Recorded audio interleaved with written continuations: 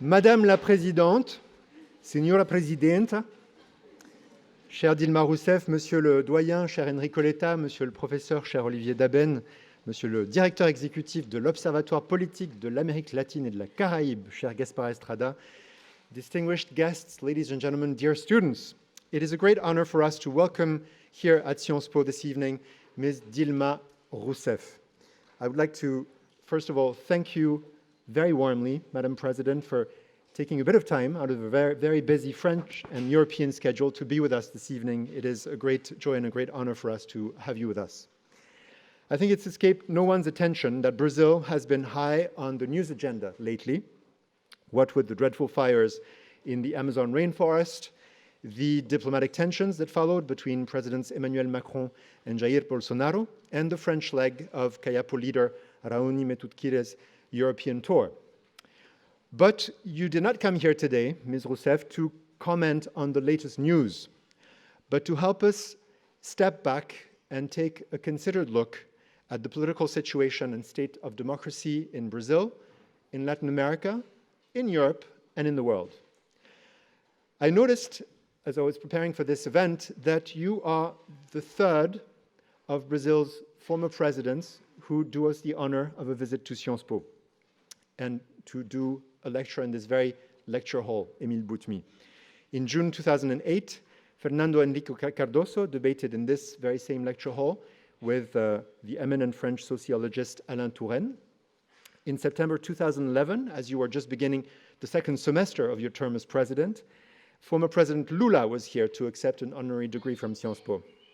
But I also noticed that no Brazilian president has visited us while in office. And so, students, if this rule holds, that means that you'll have to wait a while before attending a lecture by President Bolsonaro, to your great despair or to your relief, depending.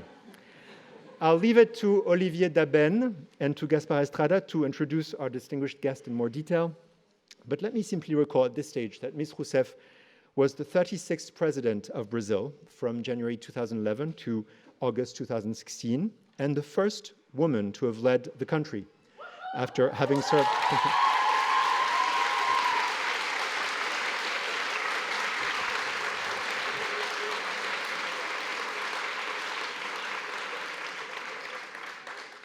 In the years before then, you were President Lula's Minister of Mines and Energy from 2003 to 2005, and then Minister of State and Chief of Staff of the President from 2005 to 2010. In 2013, the great political responsibilities which you were assuming as Brazil's leader prompted American magazine Forbes to rank you second on its list of the world's most powerful women, just behind German Chancellor Angela Merkel. Ms. Rousseff, if I were to venture an extremely brief and therefore by definition incomplete and unfair description of your six-year presidency, I would say that while you were in office, you endeavored to transform your country, to reduce inequalities, and to enlarge the middle class while pursuing a vision of Brazil as a global power. You have chosen to speak to our students about the crisis of democracy in Latin America and elsewhere in the world. That's a vast and sadly topical subject. We've all seen that on subjects as complex as conflict and poverty-driven migrations, religious extremism, terrorism, inequalities, or the future of the post-war international order. The situation is all too often reduced to hollow slogans that prop up the political platforms upon which women and men climb to the highest office in Europe and elsewhere in the world. We also see freedom of expression, one of the foundations of democracy, violated daily by those who deliberately exploit it to spread what they know to be untruths. And the spread of these lies is constantly accelerated by social networks and online media, thus fomenting deadly mistrust in our democratic systems and in those striving to make them work. It's not for me here, in my capacity as president of Sciences Po, to comment on the reasons and conditions under which you were removed from presidential office, but what I can say with confidence is that our students are extremely lucky today to be able to hear your perspective and to benefit from your analysis on the kinds of exceptionally complex questions that I've just mentioned. So I will say no more. I will again thank you very warmly, Presidenta, for being with us here this evening. I hope you will all enjoy the lecture. There'll be a question and answer session at the end. Have a great time with Dilma Rousseff. Thank you very much.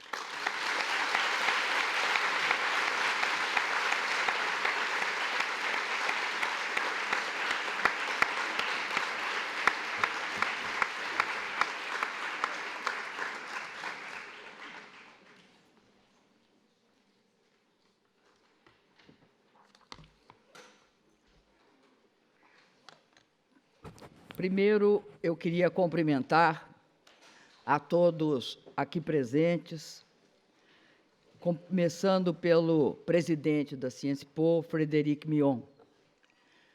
Queria cumprimentar Enrico Letta, decano da Escola de Assuntos Internacionais, Oliver Dabene, professor da Sciences-Po e presidente do Observatório Político da América Latina e do Caribe, Gaspar Estrada, diretor executivo do Observatório Político da América Latina e do Caribe, e professores aqui presentes. Queria dirigir um cumprimento especial aos alunos e às alunas da Sciences-Po e dizer que eu fico muito honrada de estar aqui falando com vocês nessa instituição que representa o pensamento progressista do nosso mundo. Nós vivemos hoje, na América Latina e no Brasil, e depois eu falo das diferenças entre nós e o que ocorre na Europa, nós vivemos hoje uma situação bem diferente daquela vivida nos anos 90, final dos anos 90 e 2000.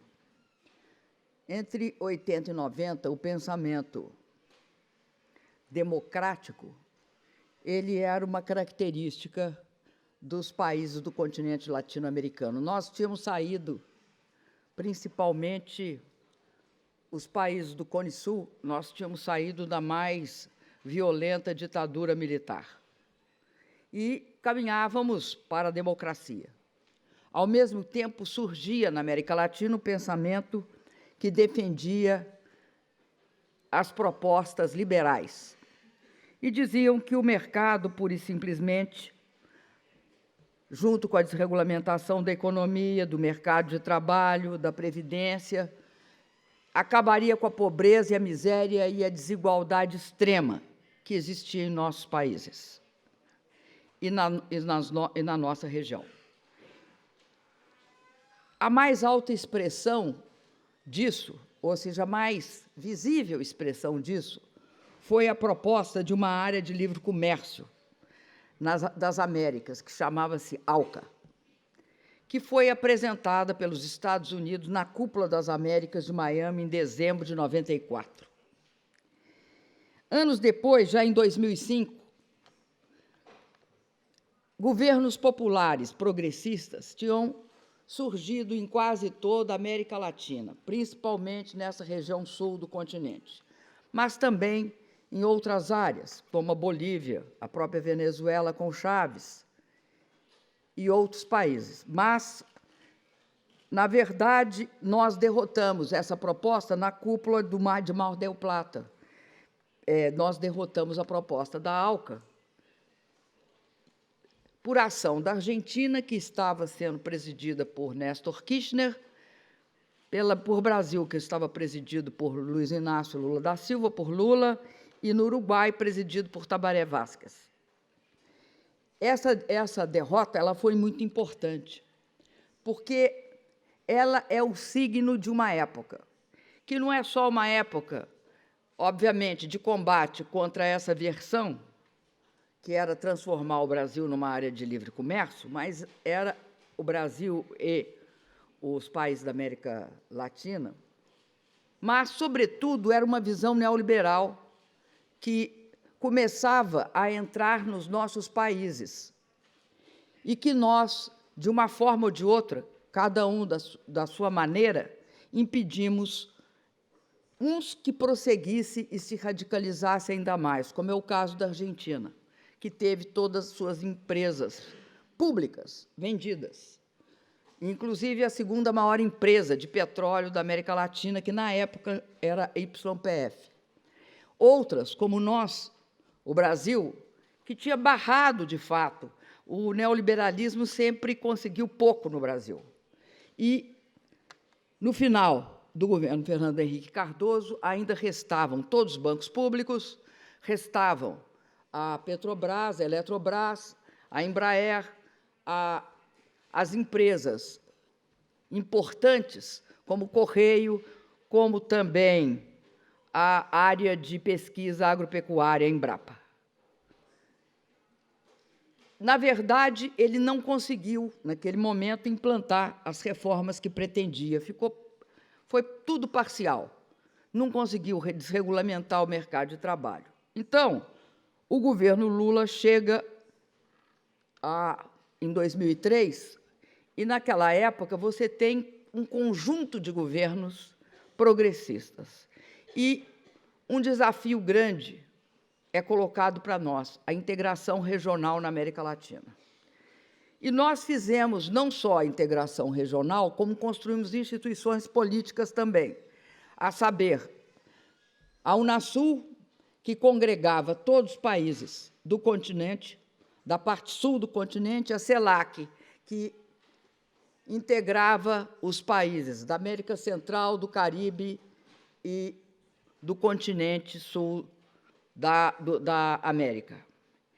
Essas instituições foram muito importantes, porque elas deram densidade às posições que, naquela época, podiam ser consideradas nossas posições similares. Defesa da luta contra a desigualdade, inclusão social, distribuição de renda, lutar pela distribuição da riqueza, acelerar o desenvolvimento econômico e garantir a mais ampla participação popular. De uma forma ou de outra, cada país solucionou isso de um jeito, mas esse foi o fórum no qual nós conseguimos estabelecer e coordenar uma ação. É óbvio que tem características hoje muito similares quando se trata da corrosão da democracia. No Brasil, nós estávamos, nesse momento, contra a corrente. A corrente era a corrente da desigualdade. A desigualdade crescia na Europa, crescia nos Estados Unidos, principalmente sabendo que nos Estados Unidos esse processo se acelerou profundamente com os governos Thatcher e depois com governos até democratas, como Clinton, na desregulamentação financeira. No Brasil, nós estávamos contra a corrente. Tinha financiarização? Tinha. Tinha processos de oligopolização da economia? Tinha. Mas tinha uma contrabarreira, que era o Estado Nacional. O Estado Nacional brasileiro tinha os instrumentos principais.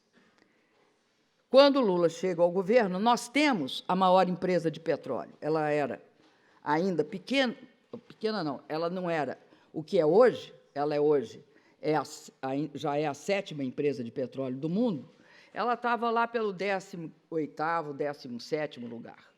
O pré-sal não tinha surgido, mas era uma baita empresa que permitia o país apostar em desenvolver várias indústrias correlatas, como, por exemplo, a naval, como, por exemplo, uma proposta muito forte de tecnologia própria, que permitiu que a gente descobrisse o pré-sal, que é em 2006 que nós descobrimos o pré-sal. Ao mesmo tempo, nós tínhamos os bancos públicos, o BNDES, que era quem financiava no Brasil, porque no Brasil tem uma prática rentista, pelo domínio, quando eu disse que nós não tínhamos rompido com a financiarização, porque no Brasil tem uma prática rentista, tem uma cobrança de juros que não é os juros básicos que é o problema, é o spread que se paga aos bancos no Brasil pela inexistência de concorrência. Então, o que acontece? Acontece que o presidente Lula chega e começa a incentivar e a retomar os principais instrumentos. Por exemplo, mercado de trabalho, se coloca uma política de valorização do salário mínimo, que vai garantir, ao longo de todo o processo, quase 79% de crescimento acima da inflação. Mas eu não vou aqui falar para você só como se não houvesse nenhuma contradição. Por exemplo, eu acho que eu começo a cair, ou seja, eu começo o processo que vai levar ao meu impeachment quando eu seguro os juros.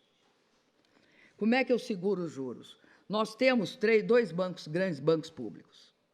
Eu pergunto para os nossos bancos públicos qual é a razão do spread de 500% no cartão de crédito, qual é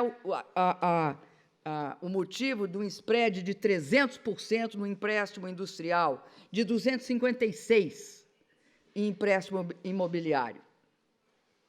A questão no Brasil é a questão também da oligopolização do setor financeiro. Eu começo a cair quando eu boto a mão neste grande vespeiro, que ou se bota a mão no Brasil, o Brasil não tem saída, não tem futuro, porque é impossível essa drenagem de recursos financeiros do setor social. É necessário gastar dinheiro no social. Ninguém, num país com a desigualdade que tem no Brasil, com a herança da escravidão, com a forma pela qual se constituiu o povo do nosso país, não é possível sem tornar o povo o centro do orçamento. O presidente Lula tinha uma frase célebre, que é a seguinte: ou você põe o povo no orçamento, ou o país não tem futuro. Distribuição de renda é uma coisa, distribuição de riqueza é outra. Eu quero falar para vocês que os nossos passos primeiros foram dados na distribuição da renda.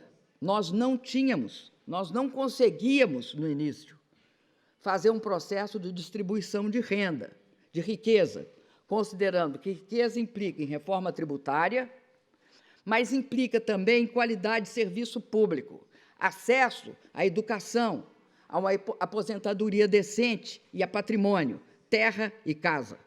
Riqueza para o povo brasileiro, mínima, era isso. Nós começamos isso, mas, mesmo tendo começado, era radicalmente contra a agenda neoliberal. A agenda liberal implicava uma reforma do mercado de trabalho, uma reforma da Constituição e privatizações. No caso do Brasil, não é privatização, é desnacionalização, porque não há recurso no Brasil para comprar a maior empresa de petróleo do mundo, a 7ª maior. Não tem recurso. A Petrobras não é passível de ser comprada por capital privado brasileiro. Não tem dimensão, a não ser grande petroleira. Estatal também pode. Estatal tem poder de mercado para comprar a Petrobras. Diante deste fato e diante do fato que a nossa política externa era uma política geopoliticamente não enquadrada, como foi no passado, nós tínhamos uma política externa respeitosa com todos os países, mas nós tínhamos prioridades. Nós nunca demos prioridades à América Latina. O Brasil viveu de costas para a América Latina.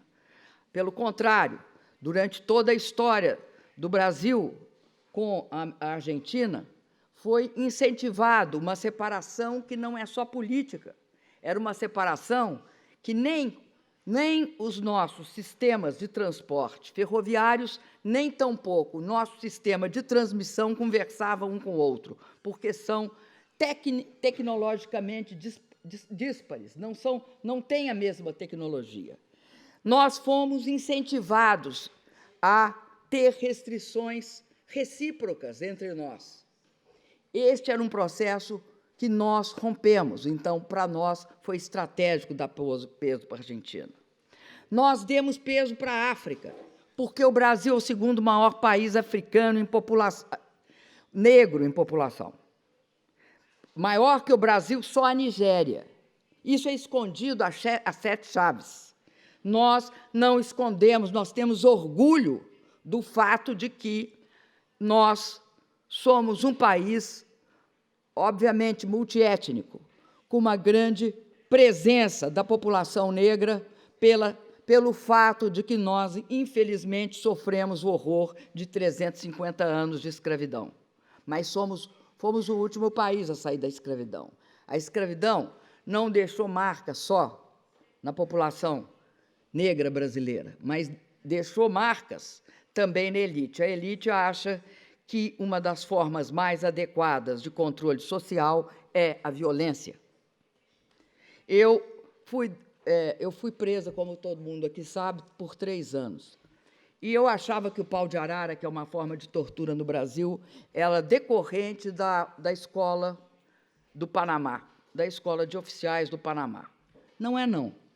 tem pinturas de um grande francês chamado Debré, que pintou o quê? A vida cotidiana do Segundo Império no Brasil. E você vai ver negros em posição igual do pau de arara no chão, com a mesma tipologia do pau de arara que a ditadura militar usava contra qualquer preso político brasileiro naquele momento. Então, essa relação nossa com a questão negra é uma relação fundamental, porque não se faz política social no Brasil se você não considerar que há uma questão social, uma questão racial e uma questão de gênero. Há as três questões, e uma imbricada na outra. Tudo isso nos leva a um processo muito forte de presença da política social nos nossos governos. Obviamente, qualquer governo ele tem falhas. Nós tínhamos uma rapidez maior para fazer política de distribuição de renda do que política de acesso a serviços. Porque, para você garantir acesso a serviço, mesmo assim, eu acredito que a nossa política educacional foi uma política muito significativa. É certo que, num país como o Brasil, com as carências do Brasil, não se faz política de educação de qualidade sem considerar a necessidade de recursos. Porque são três as razões porque a política de educação no Brasil tem de ser central. Uma é porque, se você vai combater a pobreza e a miséria e quer que ela seja perene, tem de manter uma política de integração da população pobre na educação, em todos os níveis, incluindo na universidade. Segundo, porque, se você quer ter uma política de catch-up, ou seja, se quer alcançar a economia do conhecimento, o país tem de apostar em ciência básica, apostar em desenvolvimento de tecnologia, em construção de laboratórios e em parcerias com o setor privado, desenvolvendo a inovação. E a educação ela é crucial para a questão da cidadania, porque ela é crucial para a questão da nacionalidade. Falar isso aqui na França até é desnecessário. Aqui é o país onde a nacionalidade foi construída baseada no fortalecimento da cultura francesa. Essa é uma questão que, para nós, no Brasil, era crucial. Então, todo o poder à questão educacional. Bom, por que é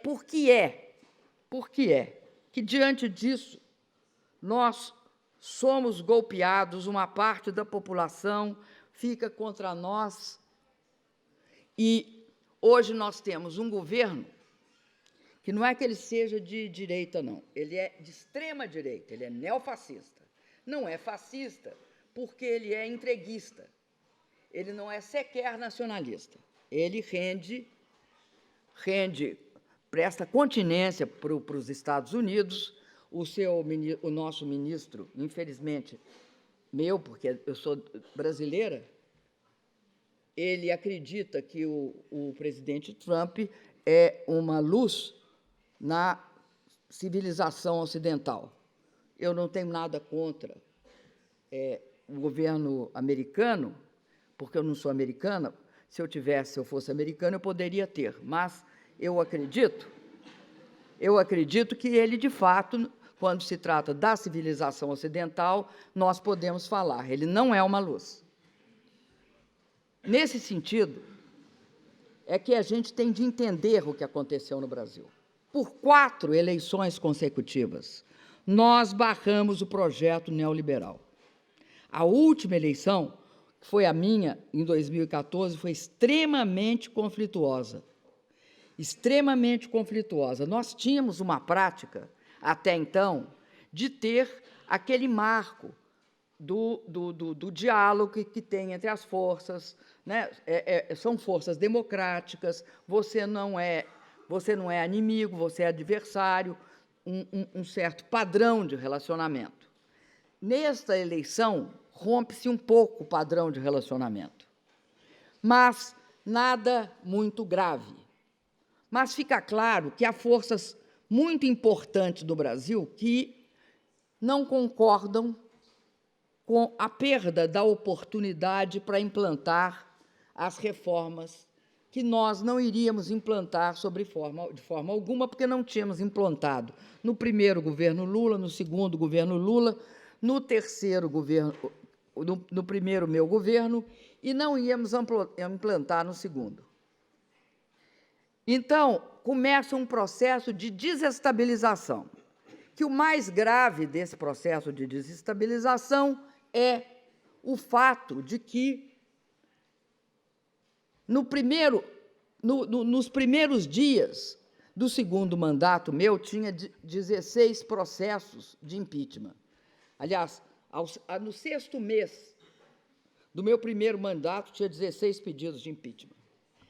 Então, começa aquele processo que a Naomi Klein disse que é o seguinte: você utiliza uma crise política sobre uma crise econômica, porque em 2014, se vocês olharem os dados, vocês vão perceber que a crise de 2008 chega ao Brasil. Em torno de 2014, ela chega forte no Brasil. Primeiro, porque 11, 12, 13, você tem a crise do euro. Isso impede muito a recuperação. Segundo, porque os Estados Unidos estão no quantitative easing nesse período e também não tem uma grande recuperação. Mas até aí é que, neste momento, algumas coisas se conjugam. Primeiro, a maior queda no preço das commodities. O petróleo despenca o minério, despenca os alimentos.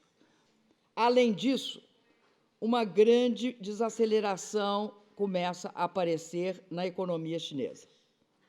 No Brasil, nós temos uma grande seca com uma pressão imensa sobre o preço da energia, que 80% da energia elétrica brasileira é água. Então, junto a esses fatos, o Brasil já tinha, no nosso período de governo, passado por 3 crises e superado as 3. Nós não conseguimos superar porque houve uma crise política em cima disso. Essa crise política, ela é dada, sobretudo, porque começa esse processo de golpe que vai levar ao golpe e ao impeachment. Mas por que é ele? Porque resolveram que tinham de implantar as reformas neoliberais e só tinha um jeito: tira por impeachment, porque por voto não tira. Porque era a 4ª eleição consecutiva. Então, o processo começa. Ele se caracteriza pelo fato de que nada que nós mandamos para o Congresso é aprovado. E eu sou condenada por manter um mínimo de... Eu mantive um mínimo de investimento e de política social. Eu não derrubei. Então, eu sou condenada porque eles chamam de pedaladas fiscais, que era valores ínfimos orçamentários que a gente transferia de uma rubrica para outra rubrica. Mas a razão real, até hoje eles já reconhecem isso, não é essa. A razão real é que tinha de haver um espaço para introduzir as reformas, e que as reformas resolveriam todos os problemas. E aí começa aquilo que se mata na guerra, se mata nas guerras, na guerra híbrida, nos conflitos políticos. Se mata a democracia e se mata a verdade. Que o Brasil estava quebrado. Essa é a primeira mentira. Como um país que tem 380 bilhões de dólares de reserva está quebrado? Não tem como estar quebrado um país com 380. Um país que não tem reservas, como é o caso hoje da Argentina, quebra. Mas 380 bilhões de reserva não deixa ninguém quebrar. E nós somos a 6ª maior reserva do mundo. Feitas por quem? Feitas pelo governo do presidente Lula e pelo meu. porque quando nós chegamos ao governo, nós estávamos que nem a Argentina está hoje. Eu olhei e achei até estranho, porque são os mesmos números. Ela tem 14 bilhões, a Argentina tem 14 bilhões de dólares em caixa, né? Os 14 nós tínhamos, só que ela deve 56, a gente devia 22, ou 18, entre 18 e 22, variava. Nós tiramos o Brasil do Fundo Monetário, porque nós assumimos com o Fundo Monetário dentro do país. Nós tiramos o Brasil do Fundo Monetário. Nós acumulamos 380 bilhões de dólares de reserva. A crise que eles nos acusam é fiscal. É, sobretudo, fiscal. Então, eles criminalizam a política fiscal. Até meu início do meu segundo mandato, a regra era uma: nenhum presidente saía por nenhuma daquelas razões. Aquilo não era objeto de sequer questionamento. A partir dali, muda-se a política fiscal e criminaliza-se a política fiscal. Criminaliza-se várias coisas. Nós, no governo, é importante deixar isso registrado. O presidente Lula, muito republicano, olhou para o Ministério Público e disse: o correto no Ministério Público, para a gente acabar com o engavetador-geral da República, que era o procurador-geral, que só engavetava projetos, nós vamos deixar que os procuradores elejam quem vai ser o procurador-geral da República. E eles elegeram quem ia ser o procurador-geral da República, 3 nomes, e nós escolhemos o mais votado. Nós fizemos isso, o que é um equívoco. Por que é um equívoco? Eu hoje falo que é um equívoco, sabendo o que eu fiz. Eu nomeei o mais votado. Por que isso não está correto? Porque a lei que nós aprovamos na Constituição de 88 garantia aos procuradores autonomia e independência. Cada procurador tem independência e autonomia. Para ter pesos e contrapesos, pelo menos o Estado tinha de ter direito de nomear o procurador-geral. E era isso que nós tínhamos de ter feito, não fizemos. Erramos. Tem problema, erramos. Mas é claro que, além disso, nós equipamos a Polícia Federal, não existia no Brasil. Nós equipamos a Polícia Federal. Eu assinei a Lei de Combate à Organização Criminosa, que cria a delação premiada e que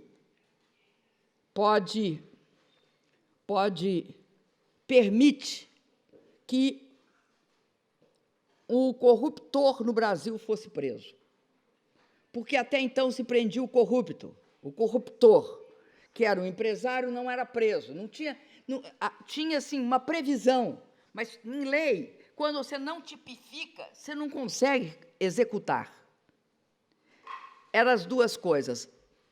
E aí, esta era uma lei genérica, ela necessitava de regulamentação. Nunca se conseguiu regulá-la até hoje, regulamentá-la até hoje.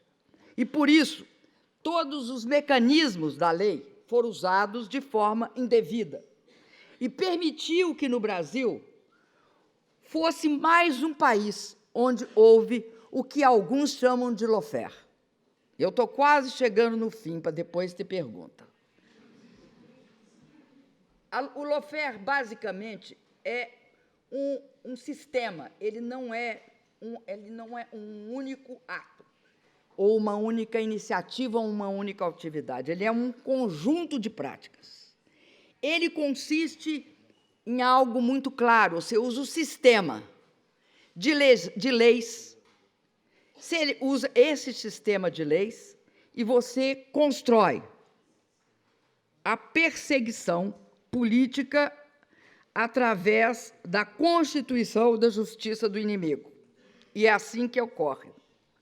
Primeiro, você desmoraliza o cidadão civil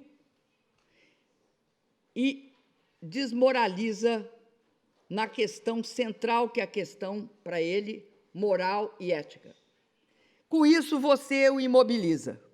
Quando você o imobiliza, ele se torna presa no sentido amplo da palavra, porque ele fica preso, a sua ação política se torna contida no espaço do crime. Ele é um criminoso, ele só pode se mexer naquele espaço. No caso do Brasil, hoje é mais fácil a gente deslindar todas as características do lawfare, porque foi gravado todas as conversas entre os procuradores e o juiz. Mas também porque, depois do impeachment, como é que o estado de exceção continuou no Brasil? Ele continuou no Brasil através de algumas medidas. A prisão do Lula e a destruição dos partidos de centro, centro-direita e de direita. E aí eles abriram caminho, quando eles prendem o Lula, eles abrem o caminho para a eleição do Bolsonaro. O Lula tem 42% nas pesquisas, o Bolsonaro está com em torno de 20%, chegando a 30%. O Lula é preso, eles impedem também o Lula de dar entrevista, de falar, e, com isso, ele impede a transferência de voto para o Haddad.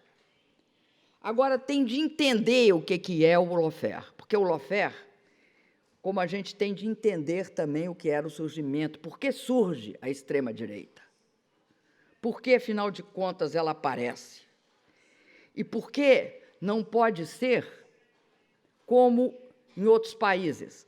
No Brasil não pode ser como os outros países, porque nós impedimos que houvesse uma política de centro neoliberal. O PT impediu isso. O PT barrou a chegada do neoliberalismo por 4 eleições. E é interessante notar que isso vai levar à necessidade, antes de ocorrer, da Lava Jato. A Lava Jato é estruturante nesse processo. Ela viabiliza o ambiente para dar um golpe. Ela viabiliza a tirada do Lula. Ela viabiliza transformar o Lula num criminoso, que era o que eles queriam. E não bastava transformar, porque a cada ato subia, vamos lembrar, ele foi antes de ter 42%, ele foi, primeiro, levado para depor. Segundo, invadiram a casa e fizeram toda uma varredura. Terceiro, condenaram ele.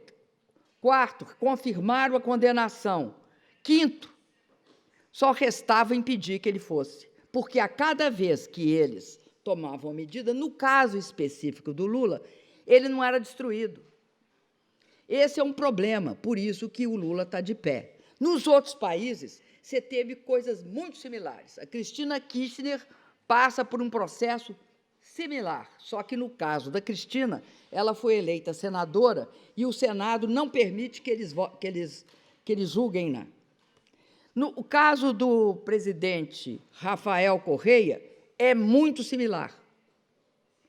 No caso do Rafael Correia, ele está sendo julgado a posteriori e é acusado de coisas absurdas. Ele é acusado de movimentos com o dólar, e eu quero avisar para vocês que eles não controlam o dólar, porque o Equador é um país dolarizado.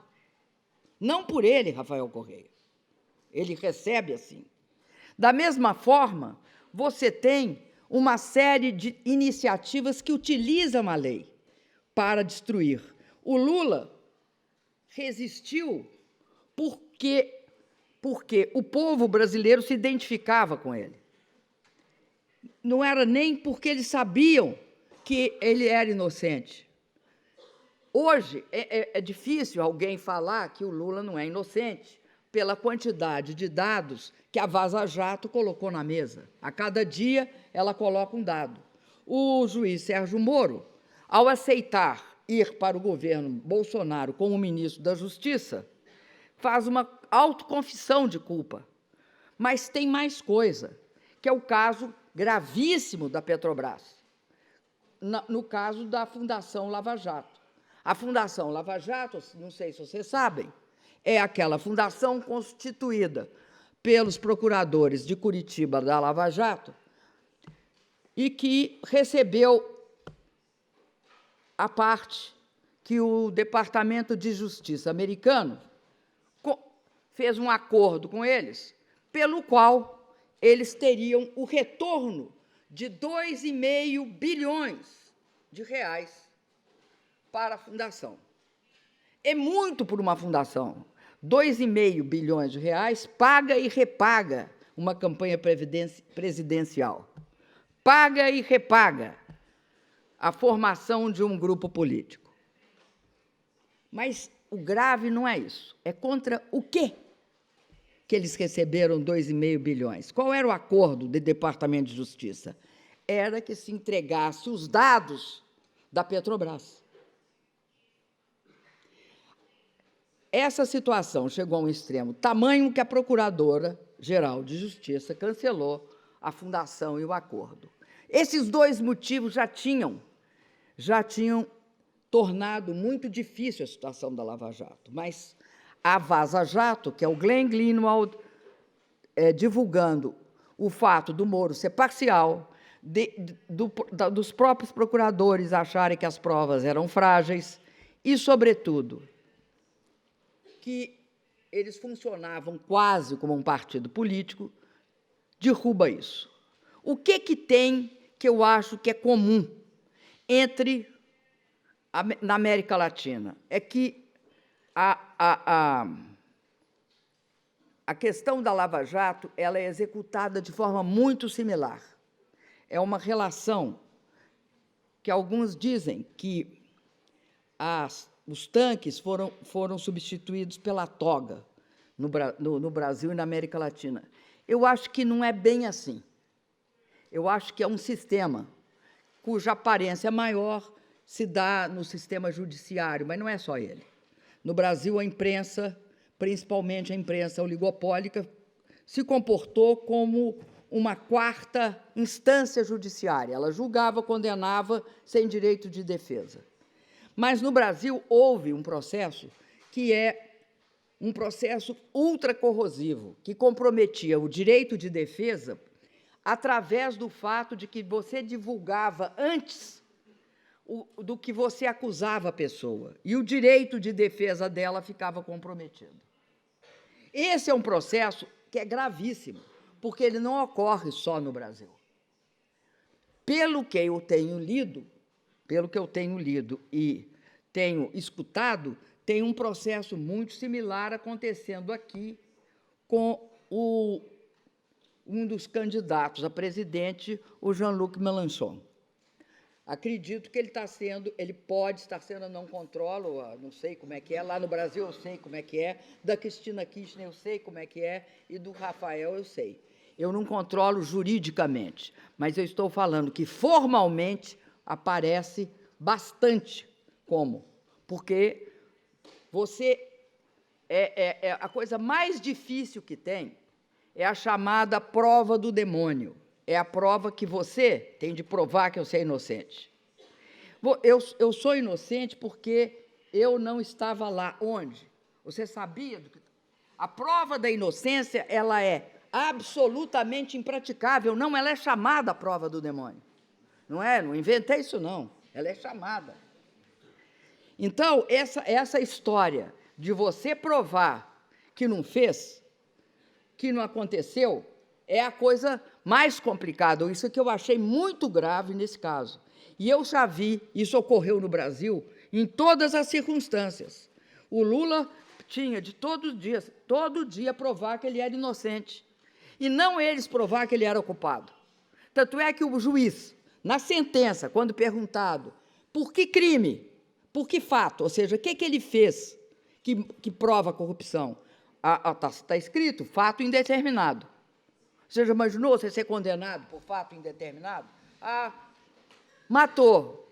Com quê? Como? Em que circunstância? Indeterminada. Então, esse fato é gravíssimo.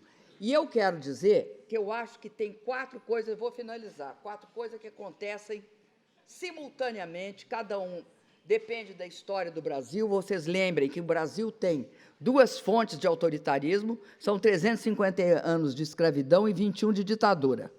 São as grandes fontes do autoritarismo do Brasil. Cada país tem a sua. Nossa caixa de monstros é essa, nossa caixa de Pandora. E eu acredito no seguinte, são 4 características.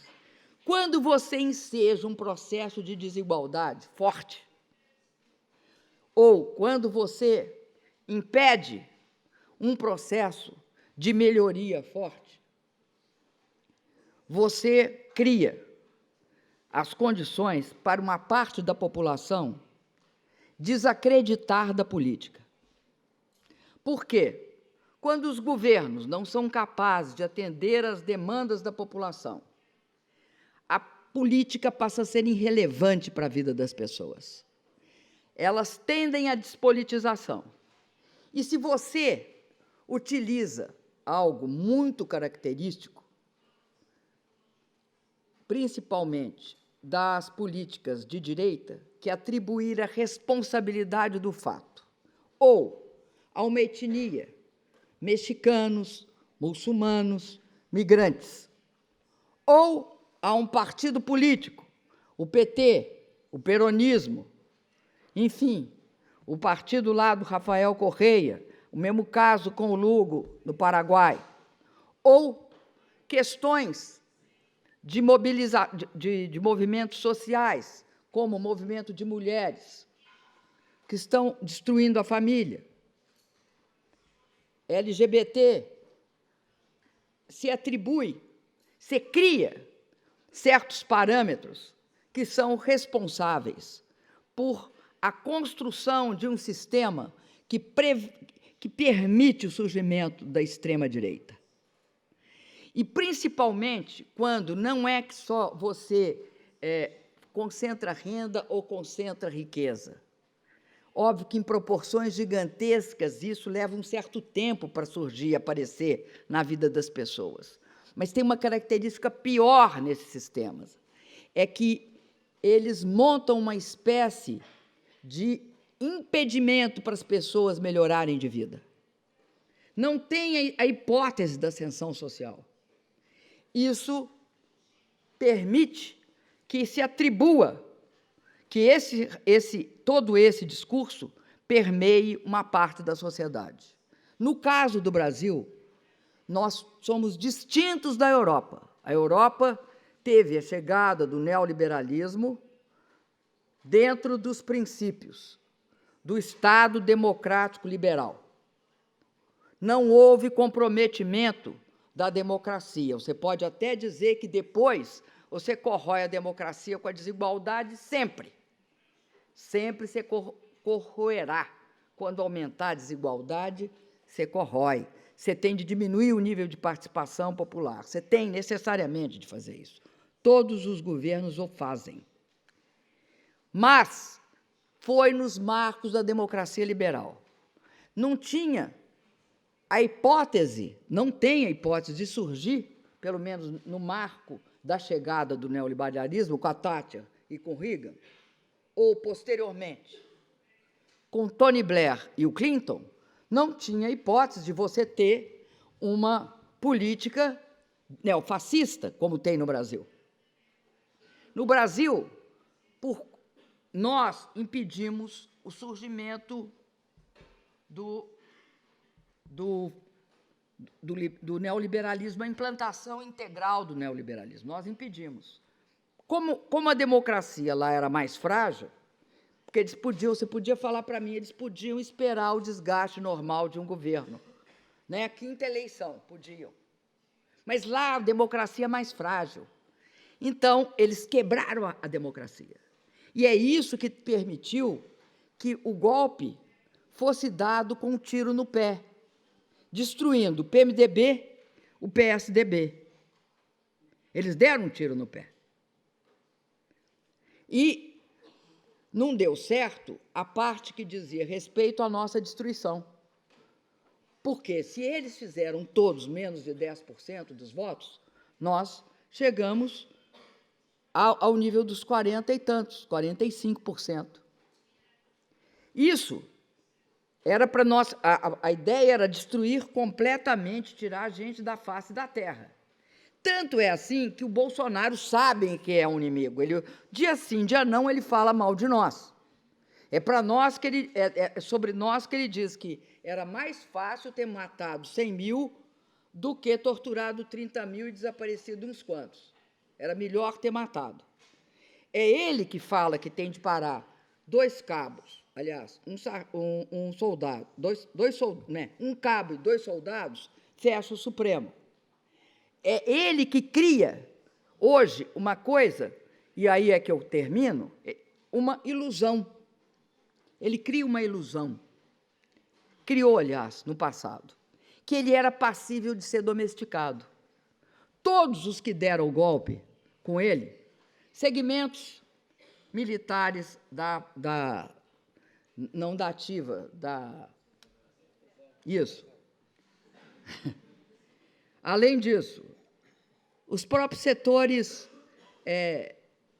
eu diria, corporativos do Ministério Público e da Justiça, segmentos do setor econômico e financeiro. Esses partidos, todos acharam que poderiam tutelá-lo. O que se vê é que ele não é passível de tutelar, porque ele não é passível de moderação. Tutelar significava moderá-lo. Acontece que ele não tem o chip da moderação. Não ter o chip da moderação é uma das características marcantes da posição fascista do grupo dele, porque são vários grupos. E ele veio sistematicamente aprofundando o controle. Qual é o papel no Brasil? O que é que eu acho que é o futuro o papel do Brasil é ser, de fato, esse exemplo extremado do que pode acontecer. E que tem em vários lugares.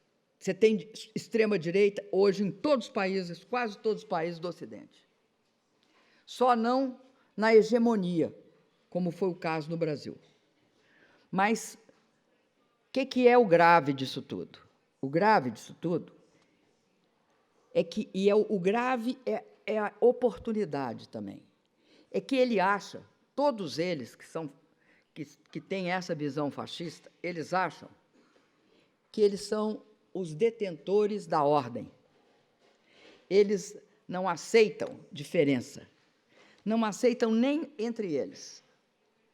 E, ao invés de ser os introdutores da ordem, os que legislam com a ordem, eles são, sobretudo, condutores do caos. O caos que nós sabemos que hoje o nosso país vive, o caos que nós vemos todos os dias, que todo mundo no Brasil abre o jornal, a internet, a rede social para saber qual é o último absurdo que nós vamos vivenciar, esse caos que provoca a vergonha de alguns segmentos que viam nele a grande oportunidade de implantar o neoliberalismo, é esse caos que também cria na sociedade, progressivamente, a consciência de que tem um limite para certas coisas, para além do qual é inadmissível. Aí é o caso da Amazônia, do que ele está fazendo na Amazônia, da desregulamentação absurda, da redução da fiscalização. Eu dou 2 exemplos, esse da Amazônia, e dou o exemplo do absurdo que é a posição em relação às mulheres. No caso específico, tanto a Brigitte Macron quanto a Michelle Bachelet. Porque mostra o absurdo da misoginia dele, né? do preconceito, do ódio, da impossibilidade de coexistir com homens e mulheres que pensam de forma diferente. Isso é uma coisa fundamental. E, no caso da Amazônia, é um comprometimento da nossa soberania, porque a Amazônia, nós não somos, eu sempre digo isso, e não digo de agora, não, Se você quer ser brasileiro, tem um momento que é quase uma epifania na sua vida, quando você vê o que é a Amazônia. A Amazônia é um imenso mar verde, cheio de água, e com uma imensa não, aí exagero, uma população indígena expressiva, com vários estágios de contato com a civilização branca, e que as que não têm contato se mantenham assim, porque isso é, por exemplo, o que eu acho que é a política que foi levada nos últimos anos. Mas, sobretudo, a Amazônia é algo que é nosso. Não há Brasil sem Amazônia. E a Amazônia está desse jeito não porque o seu Bolsonaro quer, mas porque ele é um governo neofascista, neoliberal e apoiado por muita gente boa por aí, a começar dos Estados Unidos. E isso é algo que nós não podemos esquecer, porque também a proposta, eu quero deixar claro aqui, eu não concordo com a proposta do senhor presidente Macron a respeito da Amazônia. Até porque o que ele faz na Guiana Francesa não é algo que merece também a minha consideração. Não é. Não acho correto o que é feito na Amazônia, na parte da Amazônia, que é a Guiana Francesa. Eu acho que nós todos temos de cuidar da Amazônia. A Amazônia tem uma parte que é francesa, talvez a França seja o único país europeu que é amazônico. O único, porque não tem outro. O Suriname tem, de fato, uma parcela, mas a relação eu acho que é diferente. Para mim, é algo fundamental que a questão da Amazônia, a questão do meio ambiente, não fique nesse tipo de padrão. Ele tem de respeitar os povos indígenas, tem de voltar a fiscalizar. Ninguém chega lá e sabe fiscalizar, ninguém chega lá sem ter contato com as ONGs, sem ter feito política ambiental, sai fazendo política ambiental. Política ambiental não é função do Exército. O Exército pode até fazer, ele fazia com a gente. O Exército, a Polícia Federal, a Guarda Verde, você tem de ter Bolsa Verde. Tem 20 milhões de pessoas morando na Amazônia brasileira, só na brasileira. E essas 20 milhões de pessoas vivem num círculo, e aqui no meio está a Amazônia. Não é possível você fingir que não viu as 20 milhões. Não existe essa hipótese. Mas não existe também a hipótese de você deixar a floresta sem fiscalização e uma política de controle. A gente chamava de comando e controle. Sabe por quê? Porque não tem como você não entrar na floresta em algumas áreas, porque você sabe onde estão. O satélite mostra. Então, ali estão tentando queimar, tem de baixar uma força armada lá, respeitada localmente, e essa força tem de impedir o desmatador, que é assim que funciona. Primeiro vai lá e o madeireiro entra. Segundo vai lá e opera a terra para ser objeto de pasto. É bom saber que a terra da floresta ela é uma camada curta de terra. Ela não é boa para plantio. Nem isso ela é. Ela tem de ser preservada. Ela é uma riqueza que não pode ser destruída por plantio. Agora, o grande objetivo que está debaixo da Amazônia, está debaixo da Amazônia, está debaixo da Guiana Francesa. Sabe o que é? Minério.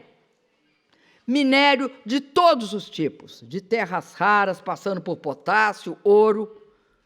Tem tudo na Amazônia, em matéria de minério. É isso, é para isso que ele quer desregulamentar a Amazônia. Ele quer, não é por causa do agronegócio brasileiro. Pode até haver alguém, uns ramos do agronegócio, que queiram isso. Mas é, sobretudo, para entregar para a exploração mineral. Porque ali está uma grande riqueza. Para vocês terem uma ideia, a maior riqueza de potássio do Brasil está na Amazônia. Então, eu encerro dizendo o seguinte: nós precisamos da solidariedade internacional. Por que nós precisamos da solidariedade internacional? Porque foi a solidariedade internacional que rompeu a barreira de silêncio que existia no Brasil. Porque, no Brasil, como eu disse a vocês, junto com a democracia, morreu a verdade. E aí nós precisamos da solidariedade, porque a solidariedade ela tem um papel de colocar a verdade na pauta.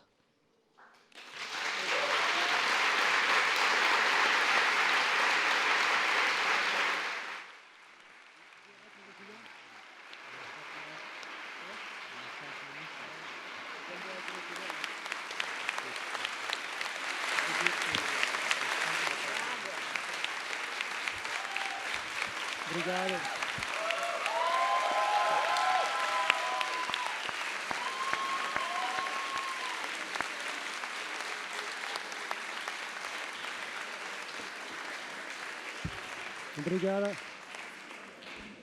Obrigada, presidenta. A gente tem pouco tempo, então acho que a gente vai diretamente às perguntas dos estudantes, certo? Ok. Micro. On the mic. Oh, okay. He's first, you second. Wait a second. Go ahead. You have to queue with micros. So stand up, then please go on. Muito obrigado pela sua presença hoje. Meu nome é Anthony, sou da Venezuela. So I wanted to ask you, is Venezuela a democracy or a dictatorship? Is Cuba a dictatorship? Is the Bolivarian Revolution a reference for social development for Brazil and Latin America? Do you, your party, or Lula support Maduro as you supported Chavez before? You just try to limit to one question, please. Yeah, they're all related. And what is the difference in the social policies between Chavez and Maduro? And if it's going to be a new volta à izquierda con López Obrador and Kirchner. Okay. One question each, and make it short, please. Okay. Presidenta Dilma, muito obrigado pela sua presença. Eu gostaria de fazer uma pergunta. A senhora falou sobre o lawfare, que é uma realidade no Brasil e no mundo. E o lawfare envolve a justiça e também a mídia. Eu me pergunto, teoricamente no Brasil, a justiça deveria ser controlada, em última instância, pela Suprema Corte. A senhora acha que a mídia, a forma como ela foi utilizada, impediu que a Suprema Corte fizesse alguma coisa para bloquear o lawfare? Ou houve algum erro, talvez, nas nomeações realizadas pelo Partido dos Trabalhadores em alguns dos juízes que, enfim, não controlaram a justiça nas primeiras instâncias? Muito obrigado. Boa noite, senhora presidenta. Gostaria de fazer uma pergunta até próxima nessa linha. Tem a ver com o papel das Forças Armadas no momento do julgamento do STF, do Supremo Tribunal Federal, do caso do ex-presidente Lula, em relação enfim, aos crimes que ele estava sendo acusado. E até então, chefe do Exército Brasileiro se pronunciou de uma forma que foi interpretada por muitos como uma ameaça à Suprema Corte. E onde a senhora acha, em que momento houve essa ruptura entre as Forças Armadas e os governos do Partido dos Trabalhadores? Foi a partir da Comissão da Verdade? Foi a partir da demarcação de terras indígenas? Onde a senhora avalia que foi esse momento? Uma última. Obrigado. Boa noite, presidenta. Eu tenho uma pergunta um pouco longa que eu vou tentar sumarizar o mais brevemente possível. Can you hear me? Great. So I'm going to do the question in Portuguese. Então, primeiramente, boa noite, presidenta. Eu tenho uma pergunta que é um pouco longa, mas eu tentarei sumarizar, resumir ela brevemente. Ao meu ver, na eleição passada, o PT demonstrou ter uma dependência muito grande na imagem do ex-presidente Lula. E eu gostaria de saber o que o PT faria num futuro próximo para preencher esse possível vácuo. Diferentemente do que foi feito na eleição passada, o PT estaria disposto a fazer alianças com outras frentes do campo de esquerda, tais como Flávio Dino ou Ciro Gomes, em prol de combater o bolsonarismo? Okay, so I'll just do this in English if that's all right with you. So thank you very much for your presence tonight, President. And my question is, the Amazon is burning. We can see it. Then why aren't we doing anything about it? If you could take back power from Bolsonaro tomorrow, how would you work in tandem with President Macron, with the leaders of all other countries containing a portion of the Amazon, Peru, for example, or Louisiana? How would you bring about the consultation both among these leaders and with the general public and the business sector to put an end to this unruly burning of the Amazon and to restore the proper order? Thank you very much. Okay, last Remember, question. with great power comes great responsibility. Thank you. Last question for now. Just one more. Hi, thank you so much for the conference. My name is Maria, and my question is more about your personal experience. I would like to know which are the biggest challenges you found as a woman in politics in Latin America, and which advice would you give us women, Latin American women that want to exert in politics and also internationally? Thank you. Thank you. We have to ask President Rousseff to answer all these questions. So please stop for questions now, because there are many questions and it will be very complicated to answer all these questions in the remaining 5 minutes. So I think it will be a miracle if you are able to make it. Nem tento. Mulheres na América Latina têm a mesma situação das mulheres no mundo inteiro. Nós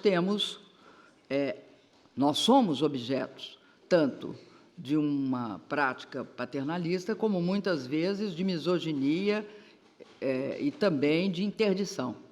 E tem um componente no meu impeachment visivelmente que vamos dizer assim, misógino.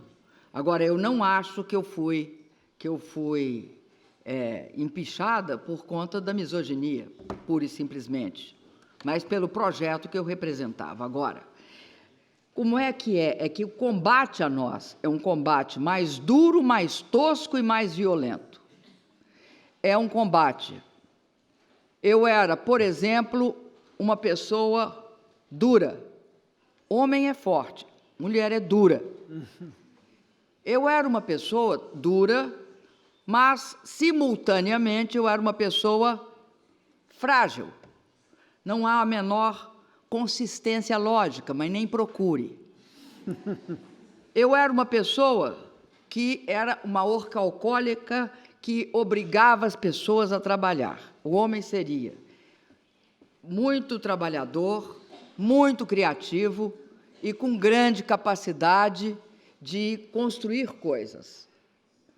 Enfim, se você fizer uma análise, e tem análise sobre isso, dos discursos feitos sobre o fato de eu ser mulher, são discursos extremamente misóginos, assim, com um preconceito à flor da pele.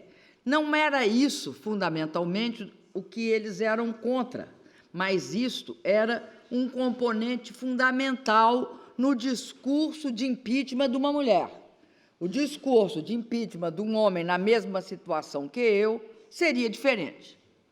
Seria menos desrespeitoso, eu vou dizer para vocês. Então, esse é um componente que eu acho importante. Acontece que eu acho que as mulheres não são as mulheres que fazem política, mas as mulheres em geral, na América Latina, são como as mulheres desse tempo. Elas estão ocupando espaços, elas assumem uma luta específica delas e elas assumem também as outras lutas. E isso constitui, eu acho, vamos dizer assim, o conjunto de ações, conhecimentos e consciências que permite que nós nos situemos num patamar diferente nas próximas gerações, na próxima geração. Agora, temos de fazer política sim, viu, meninas? Ou fazemos política como, por exemplo, nós somos capazes de fazer política. No meu período de governo, tinham expressivas mulheres dentro da América Latina que eram presidentes. Eu sou da época da Michelle Bachelet, da Cristina Kirchner e de outras, mas eu citei as 3 que eram as mais próximas. Isso eu acredito que é algo muito importante. Questão esse aqui eu não entendi, desculpa. O Lula. É uma coisa muito estranha. Vocês aqui são da ciência, seguramente todos aqui discutiram o conceito de hegemonia do Gramsci. Se não discutiram o conceito de hegemonia, de força maior, ou seja, de presença forte no cenário político. Como é que você quer, e é uma coisa estranha, que acontece com o PT? Todo mundo fica pedindo para o PT não pode ficar indicando candidato. Ora, a maior força política do país é o PT, no campo da esquerda. A direita não tem a menor dúvida a respeito, porque mira em nós sempre. Não acho que isso sempre tem de levar a nós a ter o nosso candidato. Eu acho que em muitas coisas, em muitas questões, em muitos lugares, nós podemos apoiar outros candidatos. Eu, pessoalmente, tenho grande admiração pelo Flávio Dino, quero dizer, de outro partido. Tenho grande admiração, acho que ele será uma grande liderança no Brasil. Nós, eu e o Lula e outros companheiros, estamos na aquela fase da corrida, a corrida de barra, aquela não, é aquela corrida que você passa você sai correndo e passa o bastão para o que vem atrás. Revezamento. Nós estamos na fase do revezamento. Eu tenho 71, ele tem 73. Nós estamos na fase física do revezamento. Não tem conversa. Nós vamos fazer. Nós estamos nessa fase. Eu acredito que várias forças estão emergindo no Brasil. Não é só o Flávio Dino. É o Boulos, o próprio Haddad, outros governadores, mulheres devem aparecer também.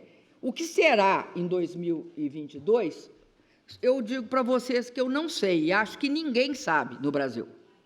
Ninguém sabe, porque tem várias variáveis em aberto. Nós temos de ver qual é a característica desse jogo. Ser da ordem, acirrar a desordem e o caos, que é sistematicamente o que é feito. O discurso é da ordem, acirra-se a desordem e o caos. O que dará isso? Nós temos de acompanhar isso, nós temos de acreditar na força dos movimentos sociais. Mas eu acho que tem de parar com a história de começar a dizer assim, eu tenho 10% dos votos, vocês têm 40%, então vocês abrem mão para mim, que é o que fizeram conosco. Terceiro, Forças Armadas. As Forças Armadas no Brasil, para mim, eram Forças Armadas que tinham um componente, um duplo, conservador e outro nacionalista. Eu acredito, que o componente dominante hoje é o conservador. Sobretudo, acredito que é bom, principalmente os brasileiros aqui presentes, que vocês procurem ler o que diz os estudos de um senhor general chamado Sérgio Coutinho. O nome do meio eu esqueci. Eu confundo com Alencar e não é Alencar. Eu acho que é Aguiar, não sei. Sérgio Coutinho, um general que defende fundamentalmente que o Brasil tem de se atrelar aos Estados Unidos. Ele foi muito forte nos últimos anos. Eu não sei qual é o efeito do governo Bolsonaro e de tudo que está acontecendo, inclusive da perda da função estratégica da Força Armada Brasileira diante da afronta à nossa soberania. O que eles farão quando faltar dinheiro para o Gripen, que está prontinho? O Gripen, para quem não sabe, é o jato de última geração que nós construímos em parceria tecnológica com a Suécia. O que eles farão com submarinos nucleares? Eles vão jogar fora? O que eles farão com todos os processos de industrialização militar que estavam em andamento? Eu sei que hoje parece que se contentam em discutir o soldo, mas eu não acho que isso dure. Então, discutir as Forças Armadas, eu acho que, sem dúvida nenhuma, eles participaram, o próprio general que falou, e que aparentemente até então era visto como um democrata, que falou quando a votação do Lula ia ocorrer, que soltou um Twitter dizendo que a democracia, que não seria permitido, e que depois confessou que ele fez isso porque tinha situações mais extremas sendo ameaçadas. Eu acho que isso, não acho que será a característica principal do próximo processo, porque é impossível não perceber que estão destruindo o seu país. E qual é a função das Forças Armadas se não defender a soberania de um país? No caso do STF e da mídia, a mídia teve grandíssima importância em toda a Lava Jato. A Lava Jato precisava da mídia como qualquer um de nós precisa de oxigênio. Era a mídia que dava a força energética para a Lava Jato continuar a se reproduzir, porque é ela que viabilizava para a Lava Jato o apoio popular. Dentro de uma visão punitivista, que é outra situação que a gente teria de discutir, da onde vem essa versão punitivista, que controla uma parte das camadas médias altas do país, e que explica a importância da Rede Globo, por exemplo. Mas a ironia dessa história está no fato de que o nosso presidente pensa que pode também dirigir o país através das redes sociais. Com isso, o combate dele à Globo é uma situação aberta hoje. Não preciso dizer para vocês, é só vocês abrirem qualquer jornal, qualquer site de informação, vocês vão ver que está toda os principais analistas da Globo pedindo democracia. É uma coisa interessantíssima o fato de que ele se voltou contra aqueles que os criaram. E isso, estou acabando, só falta, eu acho que 2. Isso significa o seguinte, que nós teremos também, não significa que nós não teremos, eu e o presidente Lula, de fazer autocrítica pelo fato de termos indicado alguns, dos 11, nós indicamos, eu acho que mais da maioria. 2 coisas emergem dessa conclusão. Eu já pensei, num determinado momento, em vestir uma camisola branca, uma sandália igual a de São Francisco e me martirizar, botando cinza na cabeça. Mas mudei completamente de ideia. Não existe como saber como uma pessoa se comporta em situações limites. Não há como saber isso. Nós indicamos pessoas, eu supunha que eram pessoas que tinham compromisso com o país. Nunca indiquei uma pessoa que eu achasse que não tivesse. Agora, equivoquei-me? Sem sombra de dúvida. Equivoquei-me. Agora, isso não significa que tenha uma forma de você saber, um presidente saber como nomear alguém que vai ficar eternamente no referido cargo, enquanto você sairá daí a alguns meses.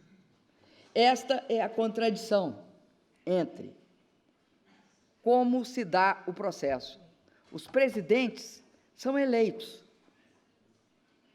As instituições judiciárias têm uma temporalidade dada pela vida deles ou pelo prazo de aposentadoria da lei da Bengala. Então, essa contradição, ela também enseja pessoas mudando de posição, mas algumas mudaram de posição apesar da vida inteira viverem de outro jeito. Então, eu digo para vocês isso, não existe eu não vou fazer mais a minha caminhada vestida de branco e com sandália de São Francisco. Não vou, apesar de já ter querido fazê-lo. Outra coisa que eu queria encerrar é dizer o seguinte, e eu sou obrigada a falar isso, porque eu acho que uma das perguntas foi sobre isso, mas eu não tenho certeza se foi. Então, como eu não tenho certeza e o tempo acabou, eu vou pedir desculpa, mas uma das perguntas eu não consegui responder. I would like to thank you so much. I would like to ask you to give a big, big round of applause.